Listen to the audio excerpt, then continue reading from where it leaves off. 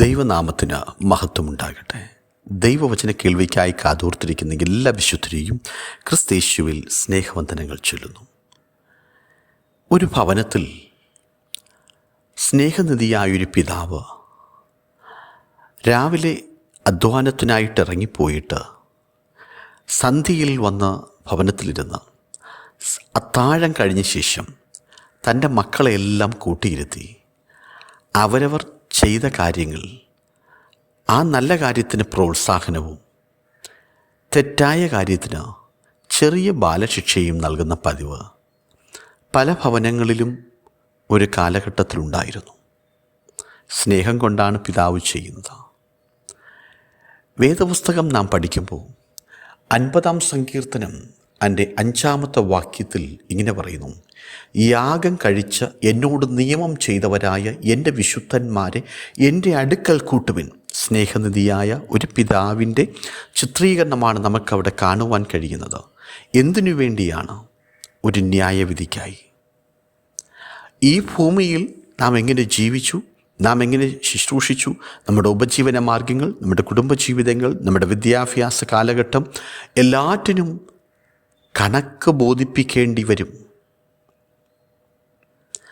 അവിടെ മുകളിലത്തെ ഭാഗത്ത് ഇങ്ങനെ പറയുന്നു: തൻ്റെ ജനത്തെ ന്യായം വിധിക്കേണ്ടതിന് അവൻ മേലിൽ നിന്ന് ആകാശത്തെയും ഭൂമിയെയും വിളിക്കുന്നു. 6-ാമത്തെ വാക്യം പറയുന്നു: ദൈവം തന്നെ ന്യായാധിപതിയായിരിക്കിയാൽ ദൈവമാണ് ന്യായം വിധിക്കുന്നത്.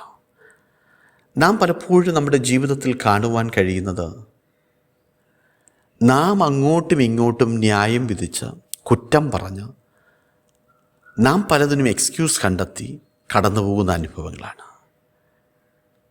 പക്ഷേ എന്നാൽ മറ്റൊരു ഭാഗത്ത് പൗലോസ് അപ്പോസ്തലൻ പറയുന്നു: മരിച്ചവർക്കും ജീവിച്ചിരിക്കുന്നവർക്കും കർത്താവ് ആകേണ്ടതിനല്ലോ ക്രിസ്തു മരിക്കുകയും ഉയർക്കുകയും ചെയ്തത്.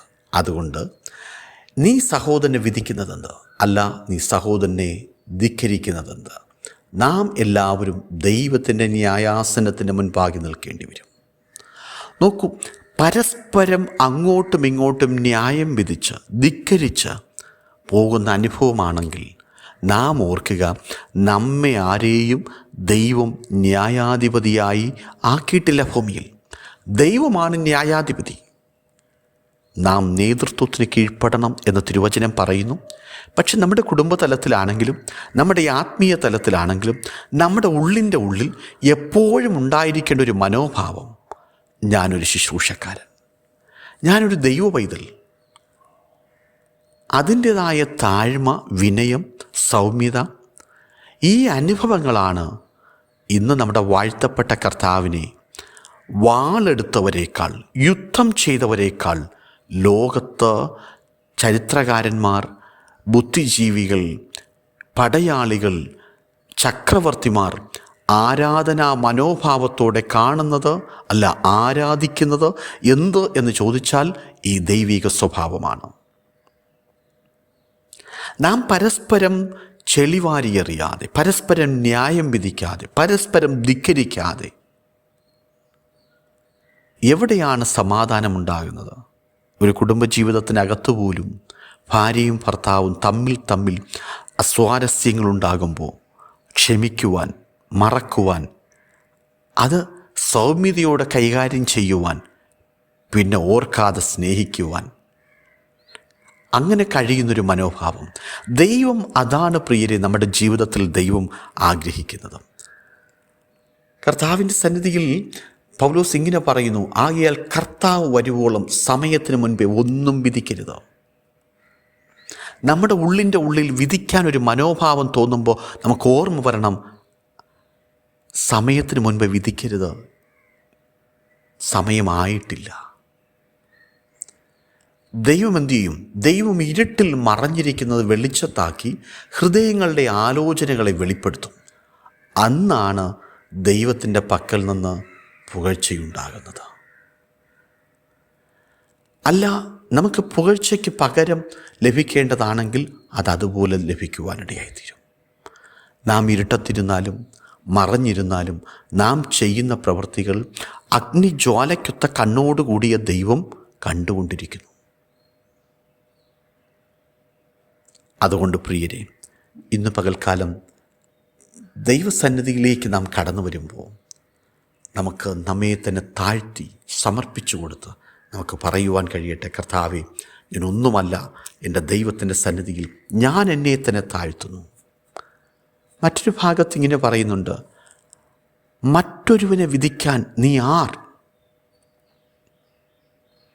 ആ വിധിക്കുന്ന മനോഭാവങ്ങൾ മാറ്റിയിട്ട് എപ്പോഴും ഉള്ളിൻ്റെ ഉള്ളിൽ ഒരു ഭയഭക്തിയോടെ നമുക്കൊരു ചിന്തയുണ്ടാകണം, എൻ്റെ കർത്താവാണ് വിധിക്കുന്നവൻ.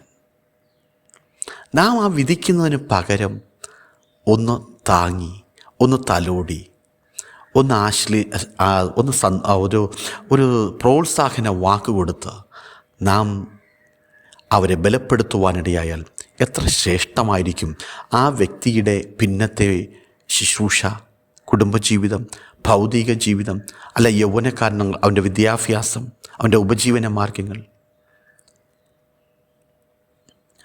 നോക്കൂ, ഇവിടെ ദൈവത്തിൻ്റെ ആത്മാവിൽ പൗലോസ് മറ്റൊരു ഭാഗത്ത് പറയുന്നത് ഇങ്ങനെയാണ്, ഇരുട്ടിലുള്ളവർക്ക് വെളിച്ചം, മൂഢരെ പഠിപ്പിക്കുന്നു, ശിശുക്കൾക്ക് ഉപദേഷ്ടാവ് എന്ന് ഉറച്ചിരിക്കുന്നെങ്കിൽ, ഹേ അന്യനെ ഉപദേശിക്കുന്നവനെ, നിന്നെ തന്നെ ഉപദേശിക്കാത്തതെന്ത്? മോഷ്ടിക്കരുതെന്ന് പ്രസംഗിക്കുന്ന നീ മോഷ്ടിക്കുന്നുവോ? വ്യഭിചാരം ചെയ്യരുതെന്ന് പറയുന്ന നീ വ്യഭിചാരം ചെയ്യുന്നുവോ? വിഗ്രഹങ്ങളെ വെറുക്കുന്ന നീ ക്ഷേത്രം കവർ ചെയ്യുന്നു. എന്തു വലിയ പാപമാണ്! നമ്മുടെ പ്രസംഗത്തെക്കാളുപരി ജീവിതം ആഗ്രഹിക്കുന്നൊരു ദൈവമുണ്ട്, ജീവിതം കണ്ട് പ്രതിഫലം തരുന്നൊരു ദൈവമുണ്ടെന്ന് ഈ നാളുകളിൽ ഭയപ്പെട്ട് ആ ദൈവിക ശുശ്രൂഷ നിവർത്തിപ്പാൻ നമുക്ക് നമ്മെ തന്നെ ഈ പുതിയ മാസത്തിൻ്റെ ആരംഭ ദിവസങ്ങളിൽ നമുക്ക് നമ്മെ തന്നെ ദൈവത്തിൻ്റെ കരങ്ങളിൽ സമർപ്പിക്കാം. പ്രിയരെ, പ്രകൃതിയുടെ പ്രതികൂല അവസ്ഥകൾ, പാപം ചെയ്യുവാനുള്ള അനുകൂല സാഹചര്യങ്ങൾ പ്രകൃതി ഒരുക്കി തന്നാലും, മനുഷ്യനൊരുക്കിയാലും, പിശാചൊരുക്കിയാലും, യേശു ഉപവാസം കൊണ്ടും പ്രാർത്ഥന കൊണ്ടും വിജയിച്ചതുപോലെ മറ്റൊരുവൻ നമ്മെ വിധിക്കാതിരിക്കേണ്ടതിന് നാം തന്നെ നമ്മെ വിധിച്ച് ശുദ്ധീകരിക്കേണ്ട സ്ഥാനങ്ങളിൽ യേശുവിൻ്റെ പാദപീഠത്തിൽ ശുദ്ധീകരിച്ച് മറ്റുള്ളവർക്ക് പ്രോത്സാഹനമായി, മറ്റുള്ളവർക്ക് ഒരു സാദൃശ്യമായി ക്രിസ്തുവിൻ്റെ മനോഭാവമുള്ളവരായി മാറാം.